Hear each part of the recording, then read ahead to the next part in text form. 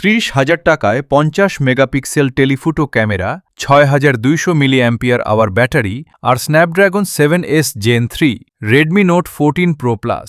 এই দামে কি সবচেয়ে কমপ্লিট স্মার্টফোন? চলুন দেখে নেওয়া যাক। প্রথমেই নজর কাড়ে এর কোয়াড কার্ভ ডিজাইন।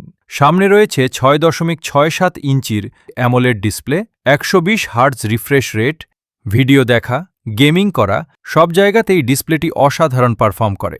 ভেতরে রয়েছে স্ন্যাপড্রাগন 7S Gen 3 প্রসেসর। এই প্রসেসর দিয়ে পাবজি মোবাইল বা হেভি মাল্টিটাস্কিং সবকিছুই ফ্ল্যাগশিপ লেভেলের স্মুথনেসে চলে। ক্যামেরায় রয়েছে 50 মেগাপিক্সেল ও IS main sensor, 50 megapixel telephoto camera এবং 8 megapixel ultrawide lens.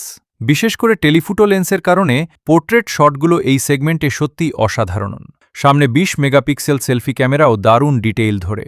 6200 milliampere hour ব্যাটারির কারণে একবার চার্জে দীর্ঘ সময় নিশ্চিন্তে ব্যবহার করা যায়, আর 90 ওয়াট হাইপারচার্জ থাকায় এত বড় ব্যাটারিও খুব দ্রুত চার্জ হয়ে যায়।